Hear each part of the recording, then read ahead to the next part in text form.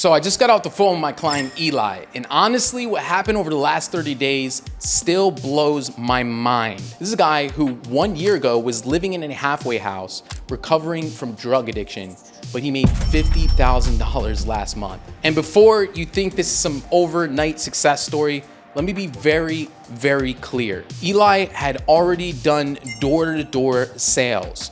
So the one thing that he did have going for him is he had resilience, which is one of the #1 traits when it comes to growing a business. He's already gone through the ringer. He already has the behaviors. He's already experienced failure from drug addiction and doing door-to-door sales. Now, he had no experience in the online business space whatsoever and never made a penny online. And in his first or second month, like don't quote me on that, he made $10,000.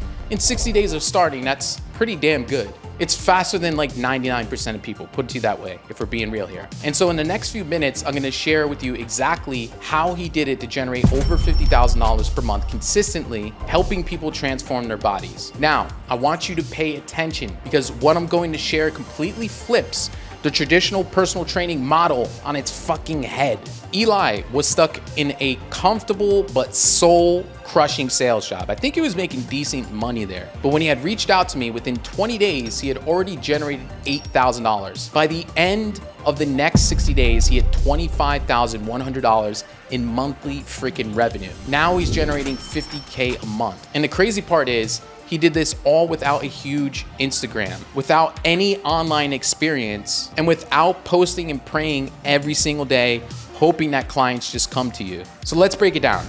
Step 1 is what we call the 10K blueprint offer creation. The first thing that we taught Eli is that low ticket prices will never work. Trading your time for $50 per hour or $99 programs will never work. So instead, we told him to charge $2,000. So we created this amazing high ticket offer for him, and we do this for all of our clients. So think about it. Would you rather chase down 30 clients a week for hourly sessions or work with 10 to 15 clients who pay premium prices for real results? Now, when you are charging this amount of money, it has to be an offer that is specified for one unique type of person, which because we know what works in the market, we already know what type of people those are who are going to actually pay that type of money.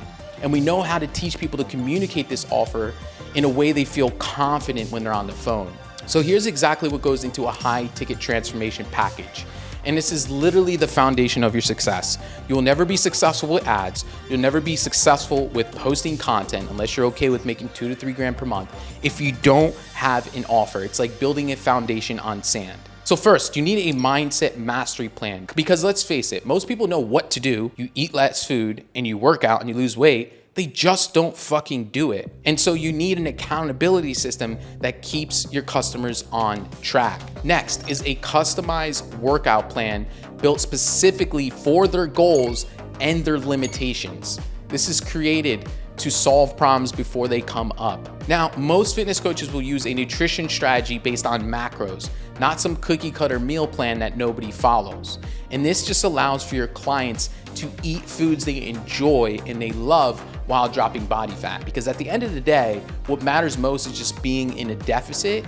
But if you put people too far into a deficit and give them too many restrictive foods, then more than likely they're gonna fall off and drop off, which isn't good for your marketing. And finally was his weekly transformation calls, where he actually stepped in and helped them with implementing everything. The minimum for a legitimate high ticket program is $2,000 for 12 weeks. And here's why that price point matters. When someone invests $2,000 in their transformation, they show up differently than someone who paid $99 for an online course. And I can tell you because I did online fitness coaching for 3 years straight, and I still run an online fitness business that generates $100,000 a month. It's human nature.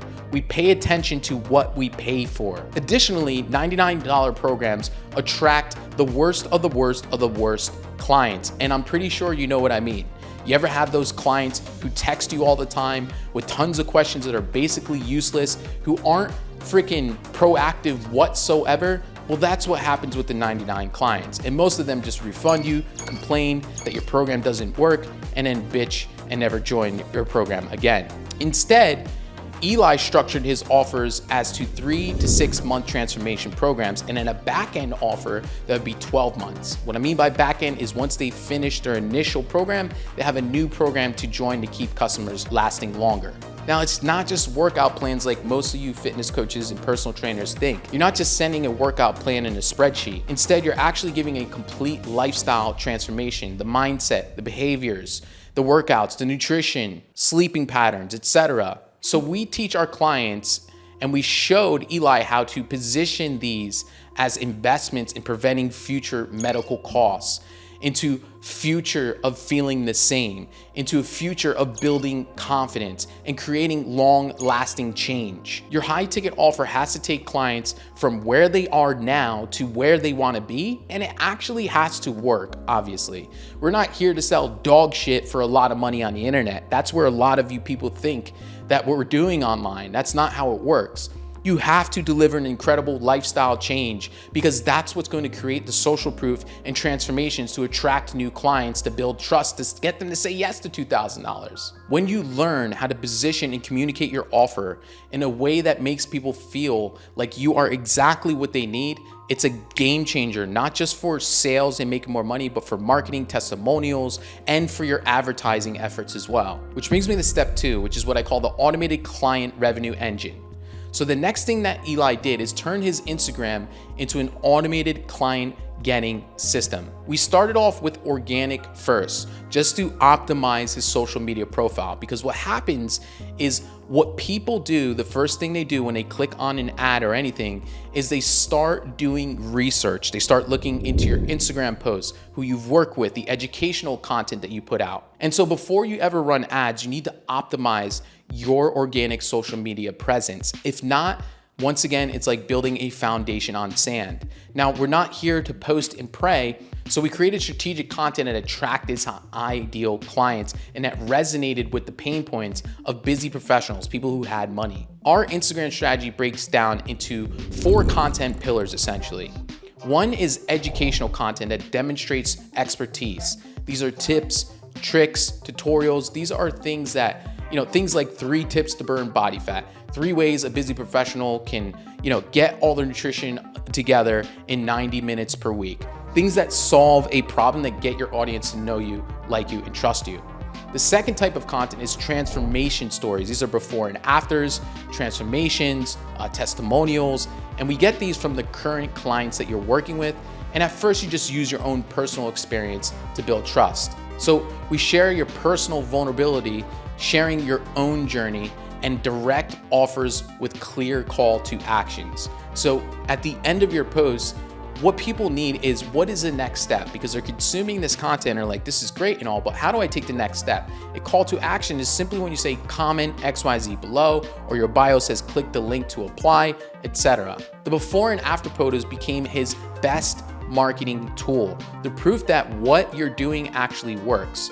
Eli would share these using Instagram carousel features, testimonials, and before and after pictures. Now, when you're sharing these, you don't want to just be like, do you want results like this? But you want to talk about the actual journey that they went through.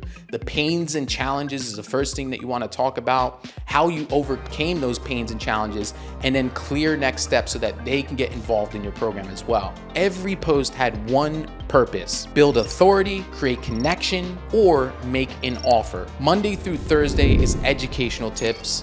Friday is transformational stories. Saturday is personal content. And Sunday is direct offers when engagement peaked. Sundays are great days where a lot of people are spending time on social media. So this is the day where you want to drop those call to actions. Additionally, psychologically, people are kind of feeling guilty on Sunday. A lot of people party on Friday and Saturday. And so Sunday is a good time to really just tap into those emotional pain points. So Instagram became a place where pre-qualified prospects can actually initiate a conversation with him to turn into a sales call. His Instagram stories became his secret weapon. Daily tips, behind the scenes content, client wins, and then he shared the best ones as a highlight. Think of them as a mini website right on your profile. The key to social media growth is engagement, not necessarily followers. You can spend literally 2 hours per month to create 30 posts. And then you want to engage with potential clients. You want to answer their questions in the DMs, and you want to build genuine relationships. He wasn't selling in the DMs, he was just connecting, then inviting interested people to learn more. Now, this wasn't quite enough to hit 25 to 50K per month. So once we got the foundations down packed, which is about 30 to 60 days, then we launched Facebook ads. This is going to be your secret weapon to stop you from the unpredictable growth of organic and start getting you to predictable, consistent leads coming through the pipeline on autopilot while you sleep. We launched simple ads, literally 3 to 7 second videos with some copy on overlaying the video of him working out, and it was generating leads at $3 to $5 per lead. Now, because of his behaviors and hard work ethics, we did what's called lead form ads. These lead form ads would direct them to a Facebook group. The Facebook group was designed to nurture and push those leads to a sales call. And so every time someone filled out this lead form after they clicked on an ad, it would direct them to an application form where they then put their phone number, their email, and their Instagram. This then took the information and put it into his CRM. And in the CRM, he was able to have those conversations to direct them to a sales call. If they didn't book a sales call, they were still redirected to his Facebook group where he was able to nurture the leads further down the line to get them on the call. This is how we built an automated 50K a month machine. The third thing that we did with Eli was the accountability and sales process. You see, it wasn't just at the snap of a finger he made 50K a month, although it seemed like it because he grew very fast, but there were a lot of challenges and breakdowns along the way. And so that's where I or my team came in to be able to make sure that we were able to solve problems quickly, or even many times solve the problems before they even happened. For example, his lead quality started shooting down. And so what we did was change the targeting and the messaging in his ads to attract higher quality leads. But what really happened is most fitness coaches fail because they have no actual sales system. So I gave Eli personalized coaching to identify exactly what skills he was missing in. His closing percentage jumped by 10% just by implementing a pre-nurture video prior to the sales call. And now he was getting so many leads that we personally started coaching him on how to grow his team. And so he started getting appointment setters, sales closers, and even people to run his ads. Now remember, these are 50K a month objectives, not things that you're gonna be doing making 5 to 10K a month. Once you hit 30, 40K a month, you start to hire out people to start getting rid of some of the daily tasks in your business. So these weekly accountability calls that we had with him kept him on track, and we were troubleshooting any roadblocks that were coming up for him.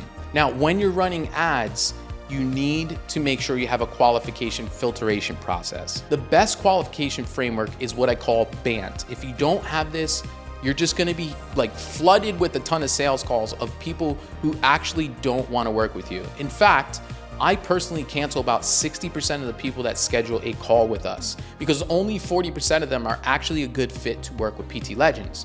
Pretty insane, right? It almost seems like we're just throwing money down the drain by canceling 6 out of 10 calls. But actually, it allows for us to filter through and work less. So BANT comes down to budget, authority, need, and timeline. So before the consultation call, Eli followed a specific framework. So the first thing is budget. So in your qualification form, there needs to be a question that deep dives into what the current budget is for investing into their fitness goals. Obviously, if they're unemployed and they can't invest anything, we know to cancel that call. We also apply this to the sales calls because the sales happens when you connect with their deep emotional reasons for change to your program's outcomes. So the second question on the qualification form would be need.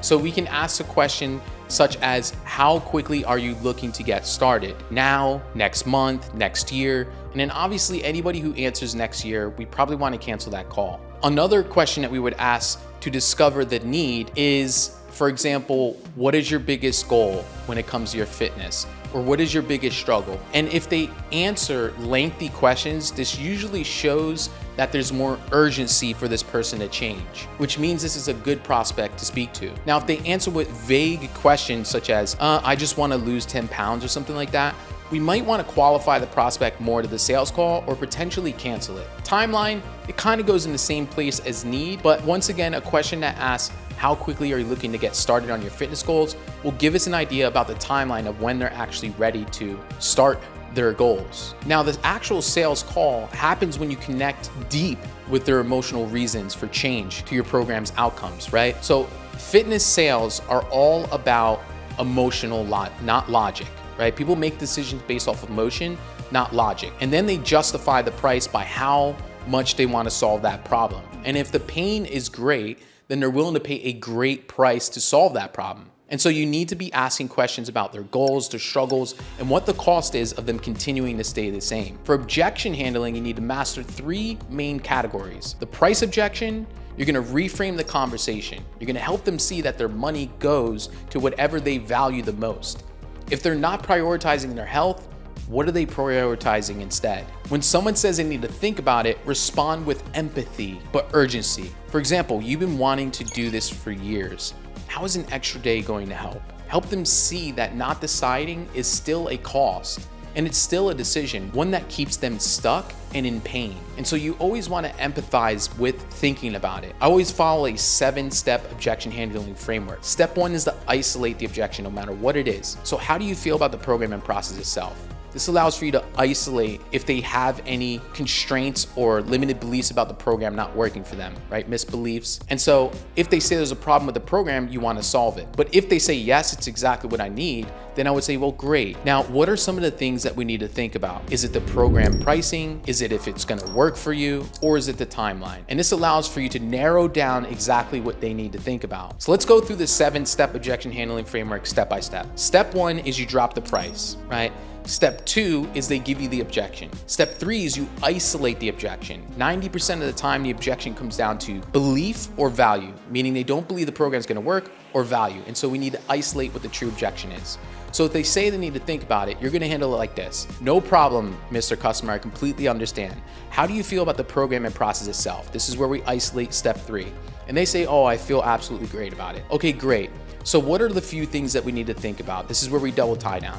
Is it the pricing? Is it the program working?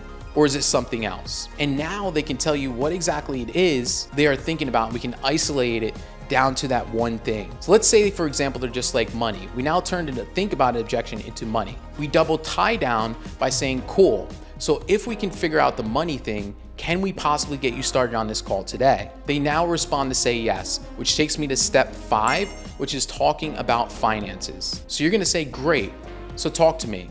What I find works best is us just having an open conversation about what your finances look like. Are you open to that? And you see how we're coming off cool, collective, and super smooth. Now they respond yes. Step 6, you get into negotiation. Great. So what do you have cash on hand? What do you have in savings? And what's your overall financial situation look like? Now they're gonna begin to tell you what they can actually afford. And that brings me to step 7, which is going for the close again. So let's say, for example, you offer a $2,000 price point and they're like, I can't afford $2,000. But what I can do is about $500 a month. Great. So what you're saying is if we can get you started at $500 a month, we can get you started on the call today. I'd like to confirm that this amount of money works for them so they don't go revert back to thinking about the money once again, because people will do that. And once they say yes, you basically lock them in. And step 7, you go for the close again. Great. So let's do this. Let's get you started at $500 a month for 4 months. Does that sound good? They say yes, and boom, you close the deal. This is how you overcome objections, negotiate, and find something that works for their budget if need be. Now, many times they'll still respond and tell you they need to think about it. And this is where you're gonna have to go back to the pain points and help them see that not deciding is still a decision, and it's one that keeps them stuck, one that keeps them in pain. And at the end of the day, what's greater, the pain of change or the pain of staying the same? And so if they still say I need to think about it, after you resolve the money issue, what I'm gonna do is go back to John. I remember earlier that you said that you were struggling with insert pain point, with nutrition, with taking off your shirt during the summer, and you really wanted to solve this. You really wanted to lose the 30 pounds, be a better leader to your kids, and perform better overall. So let me ask you, do you think that the reason that we haven't been able to accomplish those things in the past 10 years, this allows for them to start thinking of their lack of decision making and what it's costing them by not moving forward? Now, all these things that I taught Eli were amazing, but what really worked was the mindset shift. Eli stopped seeing himself as someone selling training sessions. He became a transformation specialist, and he became a business expert at solving problems in his own business and solving problems in people's transformations. He helped them change their lives, and that energy shift made every conversation a lot different. Look, $200 per month is way too low for the transformation that you guys are providing as fitness coaches. You are not just giving people workouts and advice. You are changing their entire life trajectory. Just look at what I did with Eli. Fuck the money that he made. He's got financial freedom, time freedom. He's impacting lives, and he feels fulfilled, like he's living with purpose. So my program and his program are not just about making money and looking good and all the external outcomes of fitness and business, but also the internal change that you experience as a result of mentorship. You see, most fitness coaches will keep trading hours for dollars, burning out and wondering why they can't scale. This model allows for you to work with fewer clients who are fully committed, kicking major ass and giving you the amazing testimonials and transformations and giving you tons of referrals. So you have the time to deliver incredible results, to give the customers the actual support that they need, and you build a business that gives you freedom while transforming lives. So here's my question to you. Are you going to keep doing what 99% of trainers do, trading time for money until they burn out, or are you ready to step into the 1% who understand that high ticket coaching is not about charging more money, but it's about delivering transformations that actually change lives? If that is you, go down below and book a call with my team. Thanks for watching, and I'll see you guys in the next one.